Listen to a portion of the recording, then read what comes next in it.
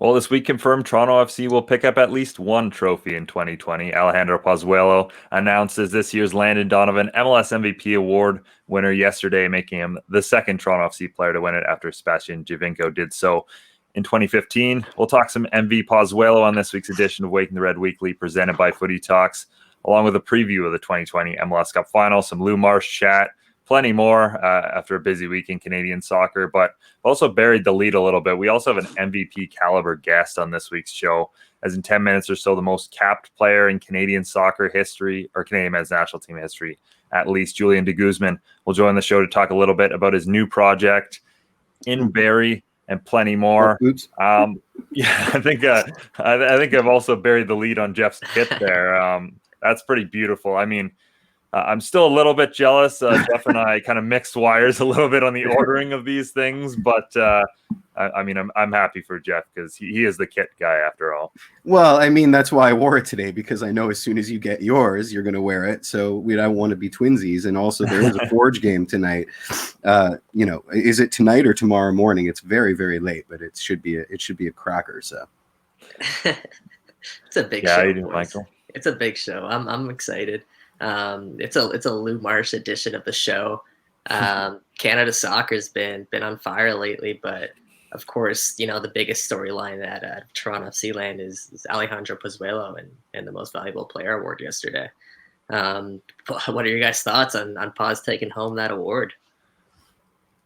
It's interesting that the last time we won MVP, we also crashed out in the first round of the playoffs. Yeah, that's actually a good point. I didn't really think about that, but that's pretty fair.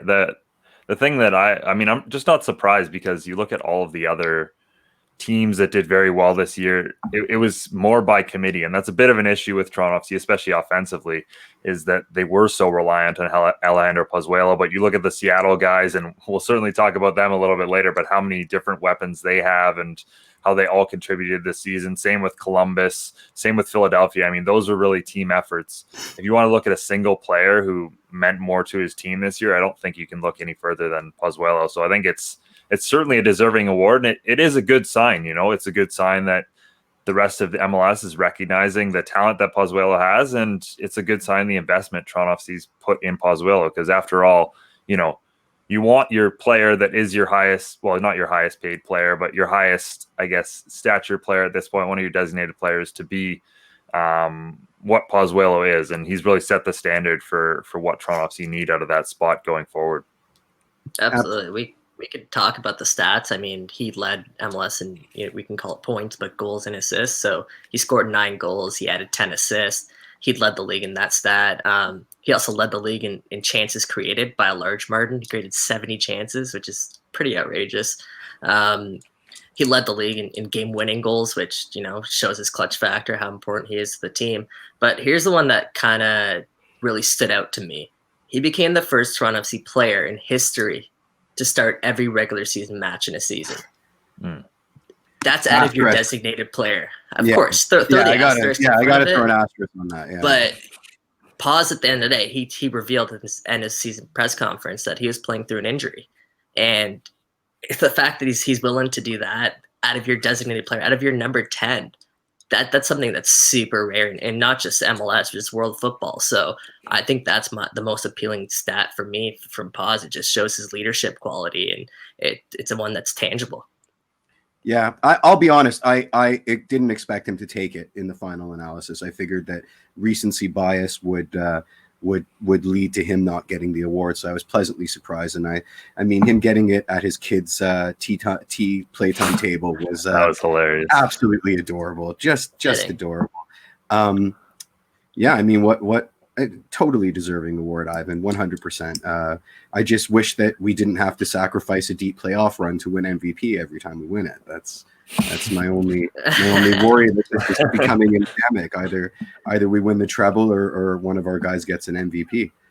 Hey, if that pattern continues, Jeff, I think we're heading back into the promised land now. Yeah, that's true. Well, no, we've got 1 year of losing MLS Cup in penalty kicks, and then back to the promised. It's still a pretty special year, regardless. But what I wanted to add was Paz was off. Like, he looked surprised by winning this award. It was kind of, I don't know if it's really sunk in for him yet, because he's named most valuable player in a North American league. I mean, this guy's from Spain. I don't even know if he truly understands what it means. I don't even know if we really take in what it means, because I saw a stat. Toronto FC are the only club past 2010 to have more than one most valuable player. If we look around the city of Toronto right now, is there another MVP in Toronto? I got to give love to my boy Kenny got work in Raptors Uprising, an esports team, and he's an MVP. But besides for that, like, I don't think there's another MVP in Toronto. No, it's a good point. I mean, I don't know if he's getting as much recognition as he deserves for what he was able to do this season in Toronto as a whole, because obviously, the difference between him and Sebastian Giovinco has always been, despite that debut where he chipped everything that moved on New York City FC, he's not necessarily the flashiest player to the same extent Giovinco is. He's a lot of what he does is understated comparatively on the field. He's not scoring those crazy free kick goals or, juking as many players out of position. He's certainly capable of that, but doesn't do it as often. So, to that as well, I think it might be, a sense of evolution within the league voters as well, that they recognize what Pozuelo is doing for Toronto FC without maybe some of the flash that usually wins MVP awards. Love you, Ivan, but I got to disagree with you. He won Belgian Player of the Year, so he did play in leagues. I mean, the Jupiler League definitely gave out end of season awards. I don't know if they went hog wild like MLS because North America, but certainly, I mean, Victor Vasquez was Jupiler League Player of the Year. Paz was probably our next DP. I mean, let's be honest, it seems to be where we're going. Yeah. We got a motor, guys, because we're going to have JDG on in a bit, and people want to talk about Brian Schmetzer, and we definitely want to talk about Lou Marsh. So, yeah, there's a lot we got to get to this show. I'm excited for it. Before we do get on and do talk about Canada soccer, I think it was bigger this year because we were close to it. But the MLS Humanitarian of the Year award was handed out today. And that was awarded to a group for the first time. It wasn't a player. And it was awarded to the Black Players for Change, of course. And that's a committee that was, spearheaded by Toronto FC fullback Justin Morrow. And the work that they put in this year to, battle social injustice and, overcome racial inequality, they took some pretty significant steps. And it's the first time, again, I think I mentioned, but it's the first time it's been awarded to a group and not a player.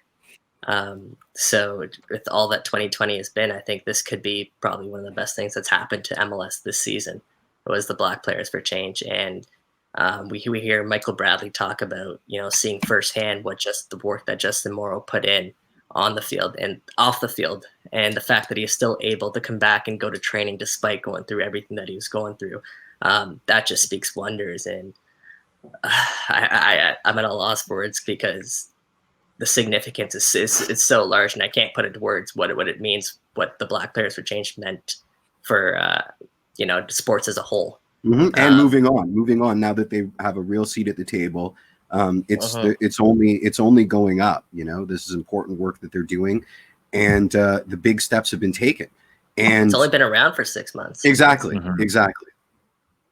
Yeah, we don't know if Morrow will be back with Toronto FC next season, but if this is the end of his time in Toronto FC, for everything he did on the field, and that was a lot. He was there at the start of the club getting to where it is today, won the MLS Cup, obviously, scored a hat trick in the game that won the team its first ever Shield. this is far and away the biggest thing that he did in his time at Toronto FC, and this will have lasting impacts for years to come. So I think it's a great shout talking about from the league giving this award to the organization, because obviously time for change, and this is a tangible step towards that, and a big one, I think. Let's move on. It's a week of awards. I mean, that's what it is towards the end of any given year. The Lou Marsh Award winner will come down today at, I think, 1:30. Yeah, they'll announce the winner as voting open today. It's an interesting one. I think Alphonso Davies certainly would probably be our pick, considering we're all Canadian soccer heads, and we recognize that. But there is a debate to be had, and it's kind of, I don't know if it's cropped up last minute or what have you, but it seems to be a late push from football player Laurent du Untitled, and it goes into so many things. What the award is, why it should be awarded. It's an interesting one, isn't it, Michael? And it's a great debate, because we do hear about other stories that are very significant in Canada soccer. Obviously, Dr. Laurent Duvernay-Tardif, sorry if I butchered the name there, but the football player, that's an amazing story, because we can go a little bit off topic here, but Canadians don't often make it in the NFL. Let's get that out of the way first. Just like Alphonso Davies, Canadians don't make it in Bayern Munich. Canadians don't make it in the NFL. And then you have one who played a significant role on a Super Bowl winning team. That alone is worthy of recognition. But then you have to take into account to everything else that he did, which was stepping away from the game this year, because he's also a doctor.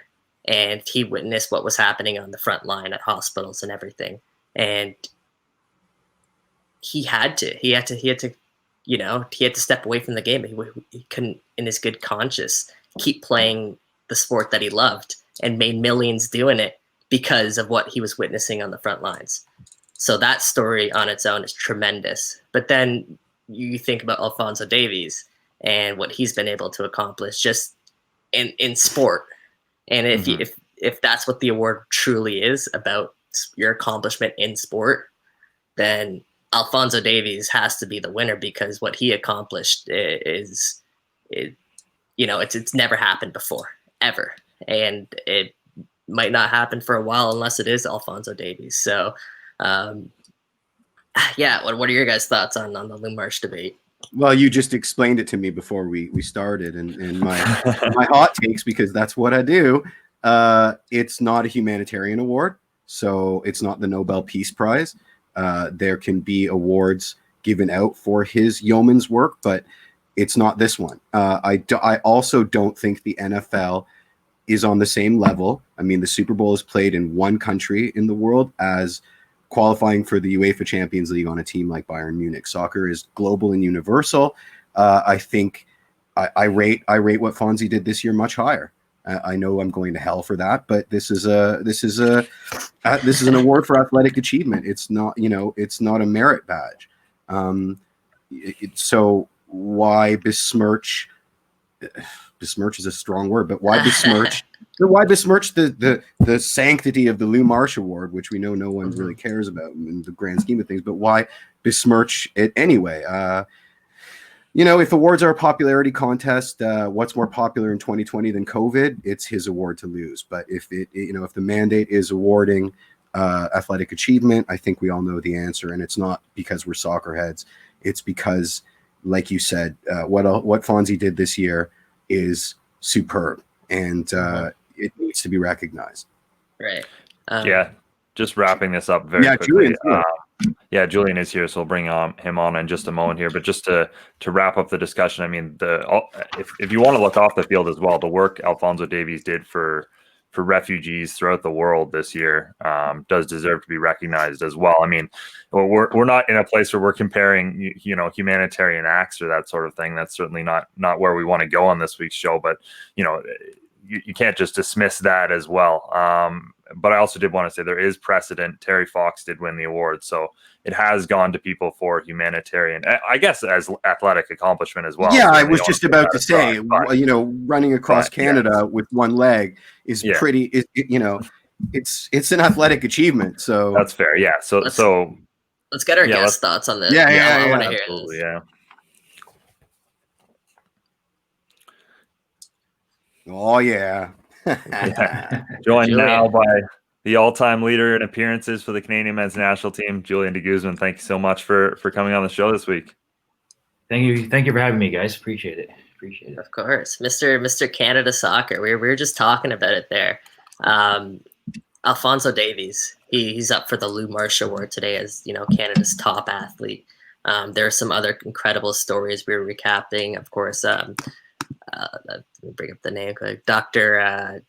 Laurent Duvernay-Tardif, his incredible story there, where he left the NFL to become a frontline worker. There's also some other great stories. Kadisha Buchanan, shout out Kadisha Buchanan, who had another fantastic year.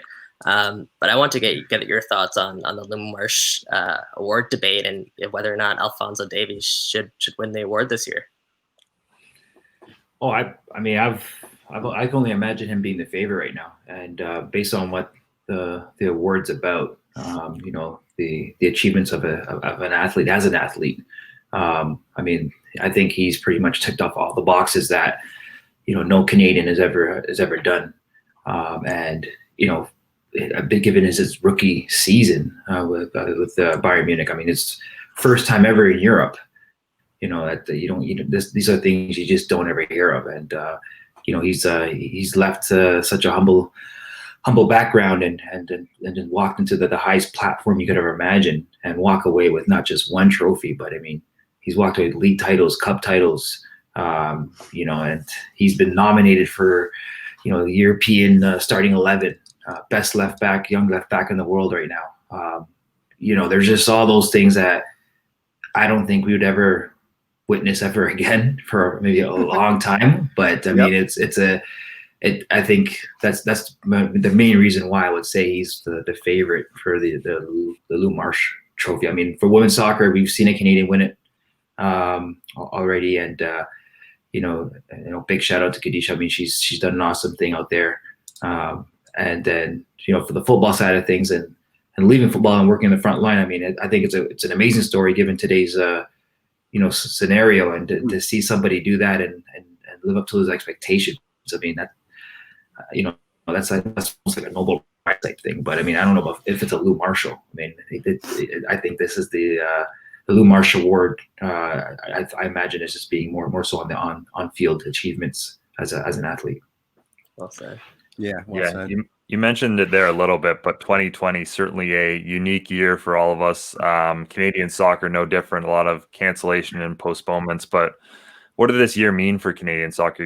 With Alphonso winning the Champions League, Kadisha winning the Champions League, even what the Canadian Premier League was able to do. It seemed like another year where the sport in this country was able to take a big step forward.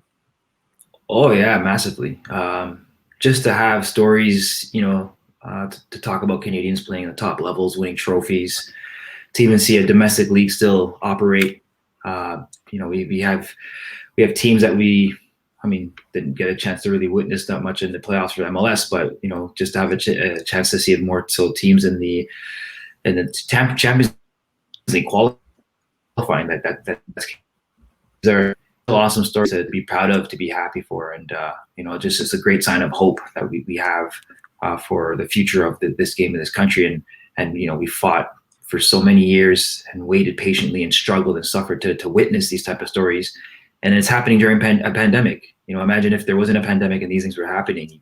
It could only be so much better if you were to see our national team dress up and carry those club achievements and success into a national team environment. And I think that's the only big thing that we've suffered with is not being able to witness our national team, but as much as we would want to.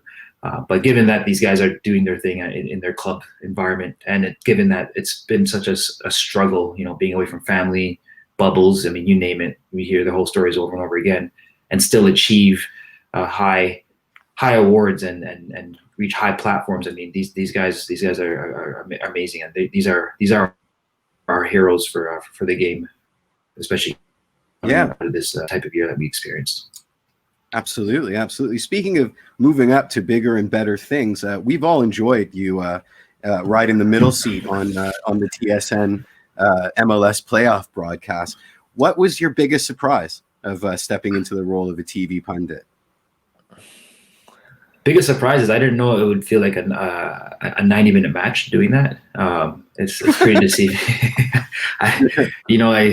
Once the cameras are off and you're done and you're looking at the time, and you've been there for like 4 or 5 hours. It's like, wow, I need a recovery session. So recovery session is obviously maybe a bit different, but yeah. But no, it was a great experience. I adore what KJ's brought to the table. He's been doing it from what he told me 2013.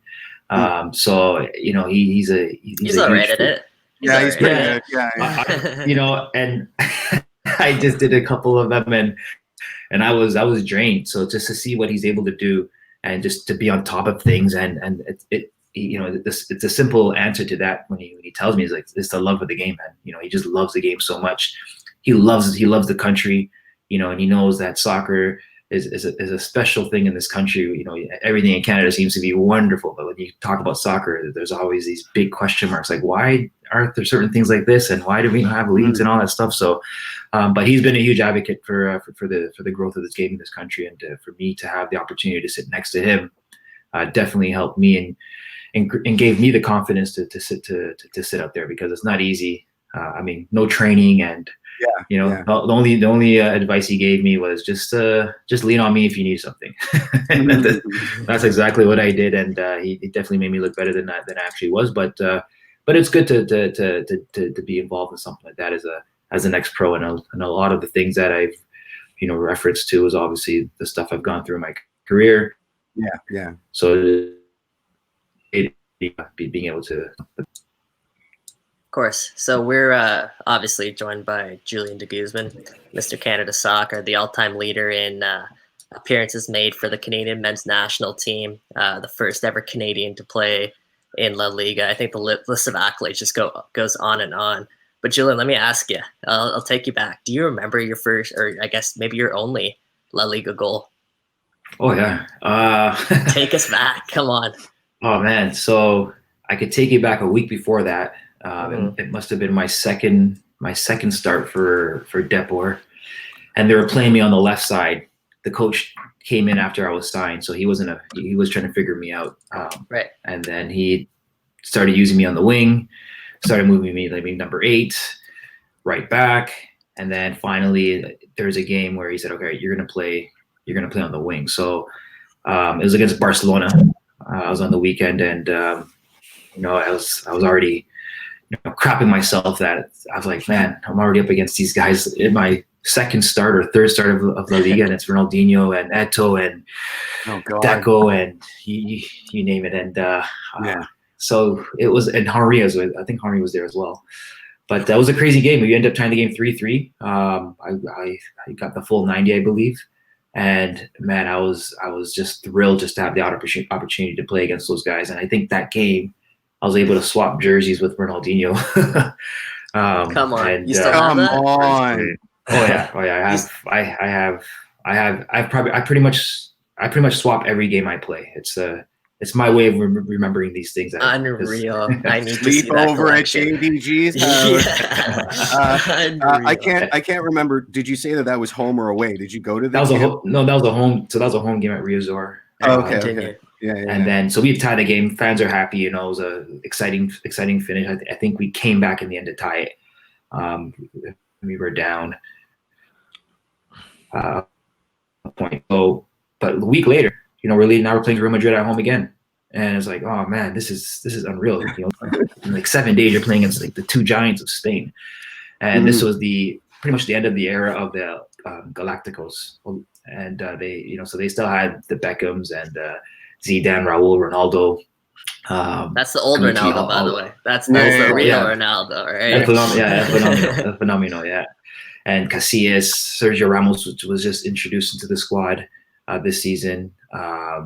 So I was starting this game as well, coach didn't really change too much in the lineup, and I remember sitting in the car. I was with Jorge Andrade, center back for Depor at the time. He was my roommate, and the first thing he could see that I'm nervous, just quiet in the car. I'm not talking too much, and he's like, "Hey, man," he goes, "Relax." He goes, "The best thing about these games is that these guys play football, so that will allow us to play as well. So we'll have a." So I was like, "Okay." He goes, "Don't worry, we're good. We're good." And I was like, all right, that makes sense. All right. So, I mean, sleepless nights, leading up to the game, nevertheless. And yeah, that was the game where I believed, I opened up. I think I scored the first goal of that game. And it was a left foot shot that came across so top of the box. Tristan receives the ball, top of the box, and lays it off to my left side. And I've hit it across now of the goal. And as I see the ball going into the goal, it's almost like everything just goes mute. And it's like the only way I could regain my hearing is if I scream. And it's like, that's all I did was just scream from the top of the 18 to the bench. And then we ended up winning that game 3-1. Wow. And oh man, I think I fooled the fans because they're like, this guy could score goals. just like at TFC, right?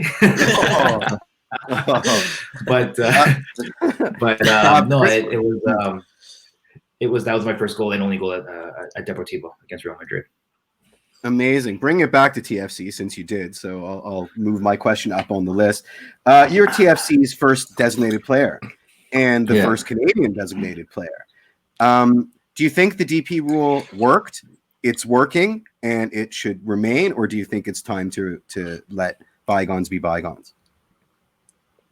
I think it worked in the sense that they use the DP thing is more so to market the league and market the team. So you're going to bring in names on a global scale where these guys are going to demand tons of money, and you got to accommodate that because in return they're going to bring fans to the stadium. So it works to that extent. I mean, for sure, I was a DP, and that was a big hype. Me coming back home and playing, and the idea was, de Guzman at the time,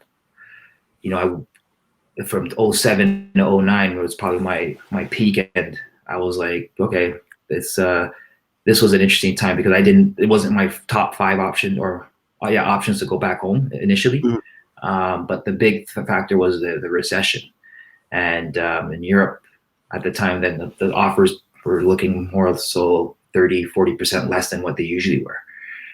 So at that time of my age, I'm like, okay, I gotta make a big move, big contract. And TFC turned out to be the biggest offer out of all the offers from Benfica, from PSV, from Wigan, Zaragoza. I mean, you name it. There was offers, but it wasn't to what I expected it to be. And then coming back home was the big attraction too. TFC was a couple of years in. Mm-hmm. I've been following every game. And obviously super excited and dreaming of one day I'm going to play for this team, and it happened after the Gold Cup 09, when I was approached by them initially. We started the negotiations after that Gold Cup, and it was a good me as well. I finished top 11 players for that tournament, so it definitely had some attention of TFC. But then the big thing was. I think the DP rule, it's important when you market the player, you market them correctly. And I think a lot of the cases where I was perceived to be a goal scorer, I was perceived to be a number 10 player. And those were some of the conversations between myself and Mo Johnson. Right. Mo Johnson. But then I think overall, I think it's great just to have that establishment. I think today, if MLS was to move away from the DP rule and kind of spread out the salaries or however they would want to do it, then on an evenly basis, I think they could get away with it. Mm-hmm. In the early stages, for sure, it makes sense to have the DP. It makes sense to create a culture for soccer in America where they don't know too much game, and so I think they've done an amazing job marketing the game by using the DP rule. But if they were to move away from it, I think they could get away with it and to surprising I mean, if you see the numbers now on average contracts for MLS players, I mean, you're not far away from a lot of the top second divisions in the world. If you were to manage some of the budgets, if bigger budgets, I would say. Yeah. Like TFC is one of them, obviously. Atlanta, those guys at LAFC. If you were to use those type of budgets, and I mean, you're getting close to the top second divisions in the world. So, but I'll be honest. I mean, the way MLS has been, it's they've done amazing in terms of the development, the evolvement of the league, the way it's at now. And even my time when I came to TFC, compared to TFC now, I mean, you're looking at a complete team. I mean, people are educated now when they watch the game. They understand what's going on. So the differences are more, soccer-based, screams out there versus just let's just get a star player and throw in a bunch of college players. So it's that has changed now. So I think it's done very well. And I mean, my experience as a DP player was, it was very different for me. I never knew what it was and didn't understand what that meant. Franchise players, all that stuff. And but it was educational for sure for myself. That was really insightful. Holy crap! Yeah, no, that's some great insight. Guys, you can only get that here on Wake in the Red Weekly. All right. Oh man. Julian, we are a little pressed for time because I don't want to keep you too long. But Barrie, we gotta talk about Barrie. Yeah, I would be hard pressed if I didn't ask you about your involvement with 1812 FC Barrie and what you guys are doing up there in the north. Yeah, they're in the north. That's it. No, it was a conversation between myself and Andrew Walgus, who he currently operates a team in the lower leagues of the U.S., Atlantic City FC. So he's used that his experience doing that and venturing onto the Canadian market, and he loves what exists in Canada, but doesn't understand why it hasn't really taken off the way it has done in the U.S. So I'm a big fan of soccer in Canada. I've always just wanted to be involved in developing the game, whether I was as a player or as a GM or as a president, didn't matter. Always found a way to just give back to the game for as a Canadian to Canadians, and for me it was important to get an understanding of what that meant from Andrew's side because he was American. So but just listening to him and seeing his passion for the game as well and his understanding, it made me actually excited to learn more on what happens on the ownership side, because I've seen some stuff that I've been involved with my time at the Fury. I've learned a lot on the business side, and I've wanted to apply that, maybe not at that level, but at a lower level, more closer to the grassroots. So League One was the idea, and I actually was involved in some conversation with League One back in 2013, 14. I was looking to invest in the team already at that point, but just never had enough time. And then I kind of, that was when I took a little break from the game, but then jumped back as a player, and then I didn't have time to really focus on that. But now I have the time to do it, and it's been really, really good so far. I mean, we've just waiting for the applications to come back. We've applied to League One. We're hoping that there will be a league maybe next year. It depends. That's the other thing too. But Barrie was the big attraction for me. I was talking to a couple other clubs and teams that were looking to venture into League One and start League One. But I like Barrie because I have a house in Aurora, so whenever I spend time in Toronto, I'm in Aurora a lot, so it's not far from Barrie. But most importantly, I think too, it's the market in Barrie, it's just untouched. There's nothing that has to do with anything to do with high performance soccer, right. And and it's not far from the GTA. So I think given that there's been a lot of good grassroots there, through Barrie Soccer Club and the 17 clubs throughout the Huronia region, I felt it just needs some attention on a high performance level. So that's my way of getting involved and giving back. But also, it's also been a dream to have that involvement as an owner and for a club to allow the game to grow in this country, and that's how it's slowly unfolding at the moment. And hopefully it runs smoothly and for 2021, and we're playing in League One and operating as 1812 FC. Yeah, that's awesome. Definitely looking forward to what you guys are able to do up there. Barrie, beautiful city. So I can only imagine, how the soccer follows there. But I think I speak for all of us when I say we really appreciate you taking the time this week. It's been awesome. Thank you so much. This has really been enjoyable. Definitely. Thanks, Yeah, Julian. thank you guys. We really appreciate that. Cheers. See you Thank soon. you. Thank you. Take care. Thanks, Julian. How many Arby's does Barrie have? 2? Am I moving to Barrie is the question. Man, that was awesome, and that insight, man, with that Real Madrid goal, that was really cool. Dude, I didn't want to let him go. We could talk with him for like 2 more hours. We could talk with Julian for hours. Absolutely, we're definitely gonna have to bring Julian back. Oh on the my show. god, for sure. Oh my god, Mitch, it's time. We got to call in local agitator. Yeah, absolutely. I just quickly, I did want to say what kind of stood out for me that interview, and another thing that kind of talks about the evolution of the league is Julian de Guzman to Michael Bradley, right? Like now everyone understands what Michael Bradley does, that holding midfielder role. But when Julian was brought in, it was completely different. I don't think the same level of understanding was there, certainly among the soccer media in this country, and also among maybe some of the fans as well, to the extent that they thought Julian de Guzman was going to come in and, score 10, 15 goals a season and be this star player. And also the team built around him. If you're a holding midfielder, there's only so much you can do, especially in terms of offensively for your side. So I think it is a progression of the league that we now see Michael Bradley recognized for what he is, when, a player of similar caliber. I mean, someone who played that long in La Liga wasn't recognized maybe in the same way. I'll see it's a progression of the league, and I'll raise you.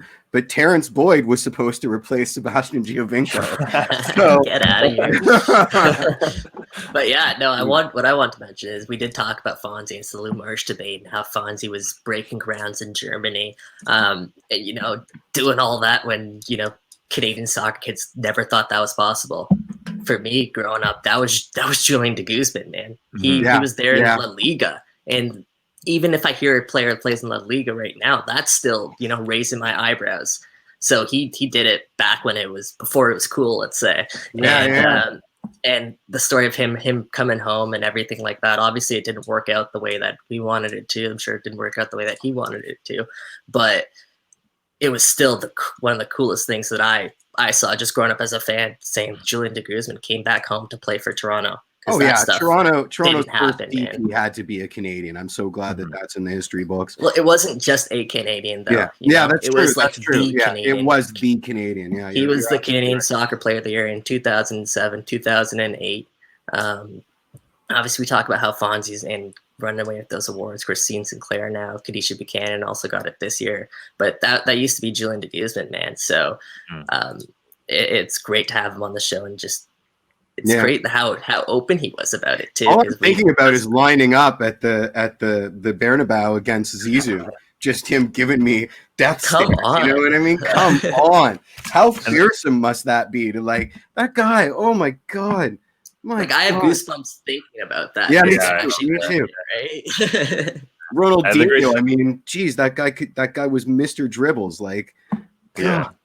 The great thing about Julian too is he stuck around, stayed involved, and obviously we're very excited to see what he does in Barrie as well. Because we've talked to Adrian Can, Di Rosario as well. It's important that those guys stay involved and bring that expertise back into the Canadian soccer pool, because it's so incredibly valuable. And Julian's at the top of the list in terms of the experience he can bring into these young guys. So again, excited to see what he does there. Let's get on Kevin. Let's get on Kevin.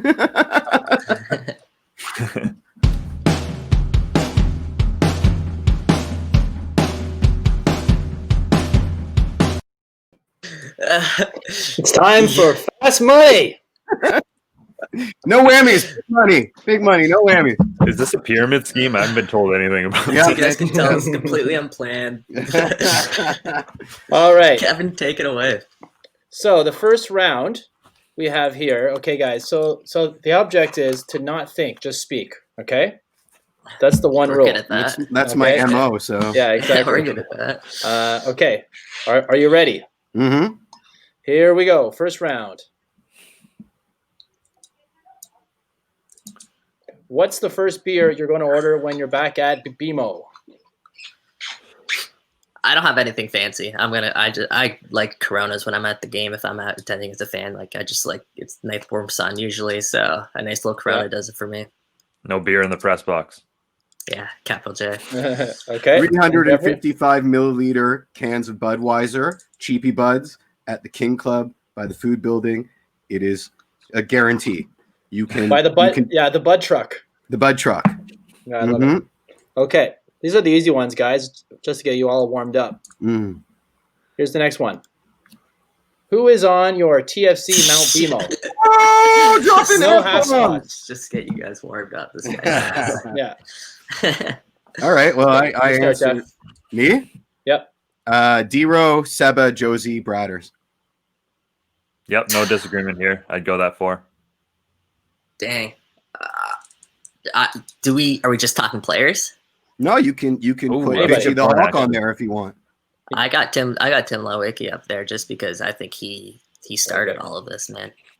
I like it. I don't know who you replace. I think maybe D-Row might have to come down there, but can I change my answer? I want Bitchy the Hawk. No. Moving on. All right. Okay. Next one. Which player do you hope stays but think is gone? Oof. Who goes first? I'll go Justin Morrow. Oh, yeah, me too. Yeah, I'd love to have his experience, but I think he's going to move on. I don't know if they can make it work. I'm also on the JMO train.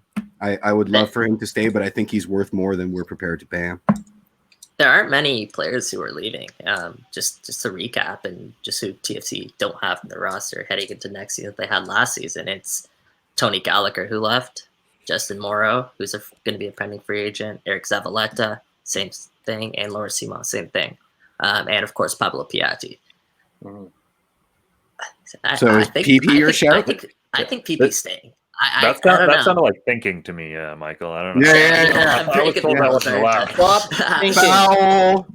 Yeah, all right. I'll jump on the bandwagon there. I hope Justin Morrow stays, but I think he's gonna hit free agency. I think PP stays.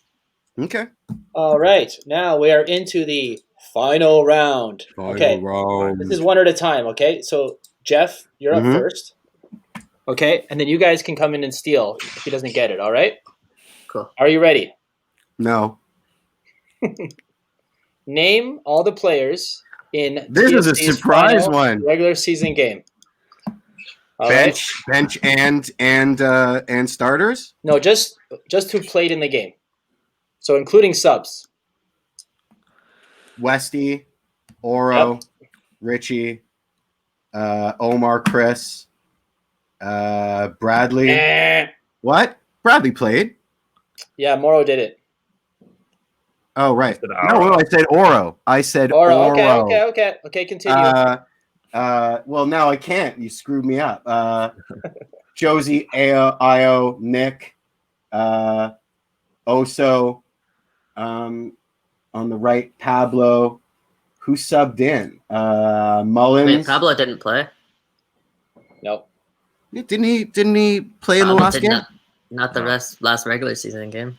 Oh, regular season. Oh, I was thinking of Nashville elimination. Whatever I said. I got a bunch of them. Forget you, Mr. For the steal. Mm-hmm. Mike or Mitch for the Go steal. ahead, Mitch. Did he say Pozuelo? Yeah, well, I was going to say Poz. All right. Because it was a stupid question, but anyway. It's not I wrong. don't think he would have started. Who was the other player that started on the wing? Subasa? Yeah, there you go. Subasa was in there. There you go, Yep. Subasa, yeah. You guys are still missing at least one. And then subs. If it's last regular season, Gallagher, Priso. and Ralphie. Priso. Yeah. And Nelson. Oh yeah, Jade. Oh yeah. Mr. Jade. You look good that game too. Okay, now this next one's a group effort. So just yell it out. Name all the players who played in TFC's first game of the season. This is a good one. Achara. Achara didn't play. No. He didn't play in the first game? No. He played in the first home He game. was injured. Yeah. Jacob Schaffelberg. Right. Oso Delgado. He Googled it. No. Delgado, Man, yeah. I covered this. All right. Wait, this wasn't on my list of questions. These are all surprises. Think about this. I had 4 months during the break to think about 2 games that TFC played, and this was one of those games. All right, let's go, Mike. Let's see. I want to say Gallardo came in off the bench. Who? Was I right about that? Erickson Gallardo? No. He didn't make an appearance that game. No. Liam Fraser came in off the bench. Yes. Pause was 9. So Pause played. There was no striker. What is Mullins starting? Yes. No, he's subbed in. Mullins subbed in. mhm. Obviously, you had Mavinga Gonzalez back there. You had Justin Morrow probably at left back. Yep. And Aro at right back. Aro at right back, yeah. Richie Endo Larea came came in, as a didn't he? sub. I remember Endo fouling someone that they started. scored on a late. Yeah, Endo free kick. Oh, he started. started. There you go. Yeah. He started, and they Oh, he kept scored, him in didn't he? when I thought they should have taken him out. Yeah. And Larea came off the bench too. Key was in that, yeah. I don't know if we're I think missing you got it anyone. all. Wow. Okay, for the last one, this is one for Mitchell to comment on. Oh, I I'm see. going to add it in here. Here are Jeff and Mike's dream starting 11 for next season. So, Ooh. comments, please. Well, I think I need to preface this is my super cut because I gave Kevin options and those were my first picks. Well, you didn't listen to the No, instructions. I never listen to the instructions because I paint outside the lines, man. Anyway, what do you guys think? we're pretty similar, Mike. I just No, we're gave- not. okay. Yeah. Oh yeah. No, I see now.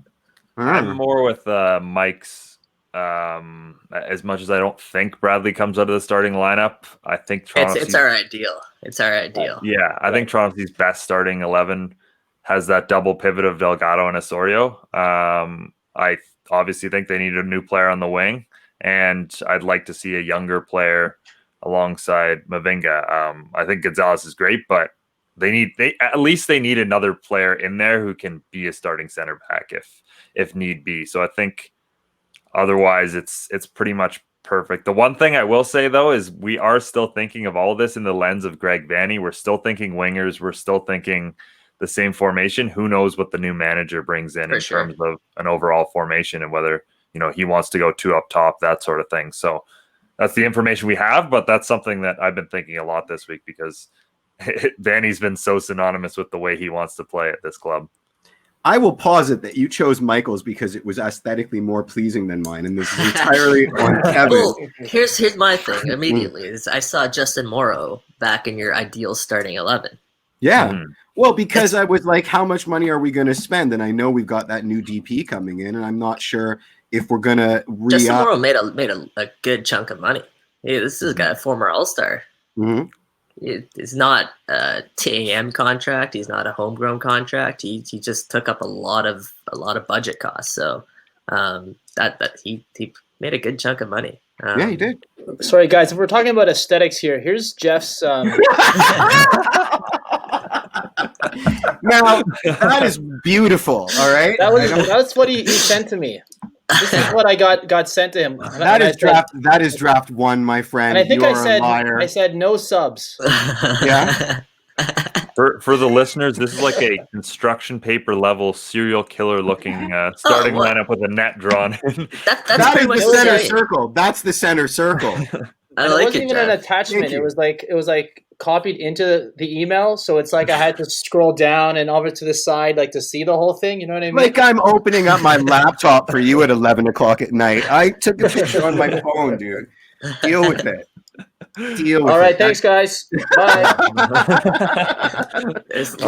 Kevin, love you, Kevin. Love having producer Kev on the show. Oh man, that's incredible. Always testing our eyesight. Yeah. Making spreadsheets and screen sharing fun.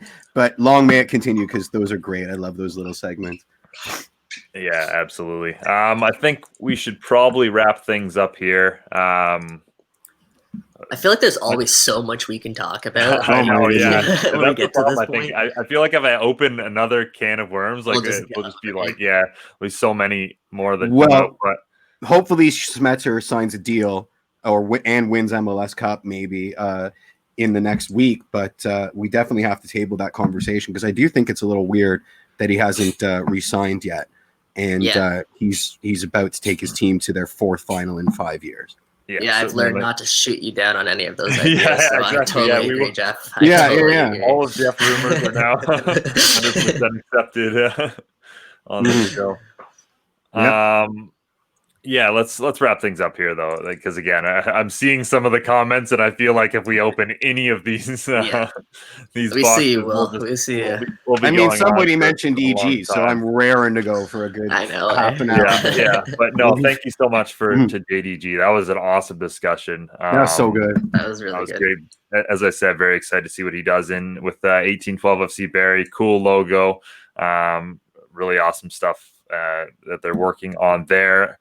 Thanks to Kevin and Sophia. Of course, Kevin hopping on here. Thanks to all of you for listening, watching, interacting. Let's go Forge. CONCACAF League tonight. Big game. Very late. But on behalf of Jeff and Michael, big week ahead. I mean, we've got MLS Cup, expansion draft, all kinds of other things that we didn't mention on this week's show, but we'll on next week. Till next Tuesday, everyone. Cheers, guys.